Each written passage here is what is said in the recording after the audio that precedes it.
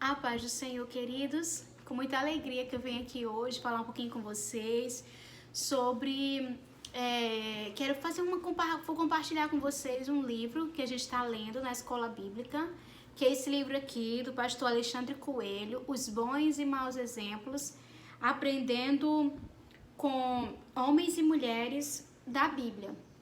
Bem, nós que somos cristãos, nós nos apoiamos na palavra de Deus, que é a Bíblia Sagrada, e nós estudamos, dependendo da denominação, a gente tira um dia, no nosso caso a gente tira o domingo, para a gente estudar a Bíblia, e a gente participa da escola bíblica dominical.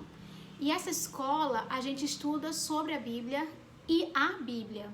E para cada trimestre que a gente estuda, a gente divide uma lição e essa lição ela aborda um tema específico. A lição que nós estamos estudando com a mocidade é sobre os bons e maus exemplos da Bíblia.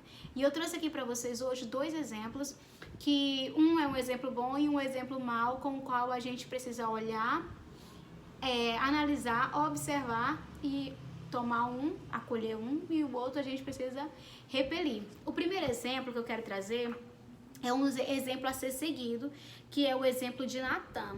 Natã foi um profeta que foi usado por Deus para fazer a diferença, falando o que Deus mandou ele falar. Natã, ele, apesar da Bíblia não fazer trazer muitas informações sobre ele pessoalmente, mas a gente aprende na Bíblia que ele foi um profeta que esteve ao lado de Davi.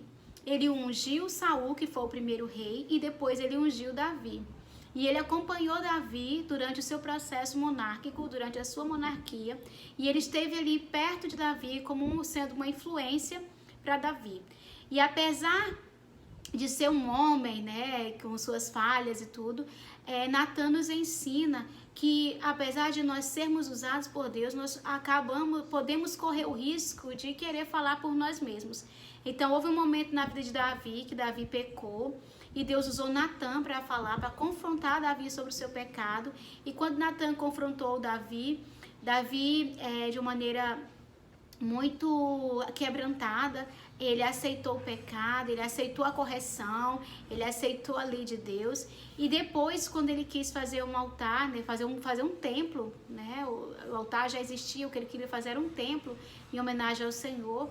Natã, no impulso do seu coração, disse: ok, pode fazer, que Deus vai se agradar, tudo aquilo que você pensou no seu coração, Deus vai se agradar. Só que depois, quando ele chegou em casa, Deus falou a Natã: não, Davi não pode fazer esse templo. E aí Natã teve que voltar atrás, porque ele deu uma palavra que era dele, e depois ele precisou dar uma palavra que era do Senhor. Então a gente aprende com Natã que, mesmo sendo ungidos para falar coisas vindas de Deus, há momentos que a gente acaba falando coisas de nós mesmos, e isso pode prejudicar a obra de Deus. E então Natã voltou atrás e teve que dizer aquilo que realmente Deus queria que ele dissesse. A gente aprende com Natã que ser uma pessoa de influência é saber que Deus nos coloca em lugares estratégicos para que a gente possa levar a palavra certa no momento certo. E apesar de nós estarmos ali sendo colocados por Deus, às vezes a gente acaba fazendo coisas que não são da vontade de Deus. E o servo do Senhor precisa saber a hora de voltar e de reconhecer que errou. Amém? E o segundo exemplo que eu quero trazer é de Jezabel, que se encontra no capítulo 7, fazendo a diferença para o mal. Se Natã fez a diferença para o bem, retrocedendo e falando que estava equivocado contra a sua posição, que aquela não era a posição de Deus, mas a dele como homem, Jezabel fez a diferença para o mal. Jezabel era uma princesa e ela veio se casar com o rei Acabe, que era o reino do norte, que era Israel, e ela se destaca como o marido dela já era um homem mau. E a Bíblia fala que ele era mau mais do que todos os outros maus que já tiveram antes dele. E ela trouxe para Israel, ela trouxe a adoração a Baal, ela trouxe a edificação de templos para Baal, ela trouxe sacerdotes de Baal, ela perverteu totalmente a cultura judaica, tudo aquilo que o povo tinha o costume de fazer, a adoração ao Senhor. Então ela extirpou a adoração ao Senhor e instituiu a adoração a Baal. E eu digo para vocês, isso não é uma coisa pequena, é uma coisa muito forte. E uma mulher muito determinada, ela marcou o seu nome na história de uma maneira muito negativa. Ela era religiosa, ela era muito fiel aos seus princípios de adoração ao deus Baal, e ela trouxe toda essa convicção para o governo do marido dela. E ela influenciou tanto seu marido que ela trouxe os seus próprios sacerdotes e matou os profetas de Deus. E aí a gente sabe toda essa história, o que acontece quando ela mata os profetas, que Deus protege ali Elias e tudo aquilo que aconteceu após a maldade que ela realizou. Então, Jezabel era uma mulher fenícia, que tinha uma cultura ateia, que era de uma linhagem de fé totalmente diferente daquela que Israel tinha. Então, toda a idolatria que ela tinha, toda a perversão que ela tinha, ela uniu com o seu casamento com Acabe e fez do seu governo uma tristeza para a história dos reis ali no Reino do Norte. E Jezabel, ela utilizou a sua idolatria, a sua influência, tanto junto ao seu marido, como matando os profetas, e fez com que muitos deixassem sua fé no Deus eterno.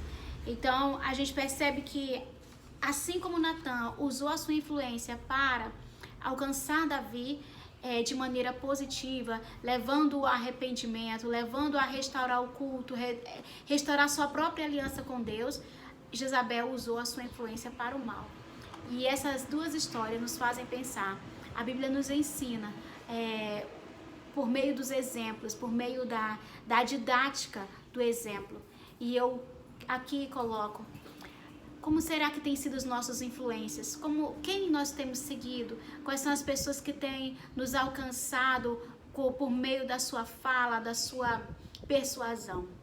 Então, querido, é tempo de nós refletirmos sobre as nossas linhas de influência. Quem tem nos influenciado, de que maneira tem nos influenciado. Porque o nível de influência determina para onde nós iremos seguir.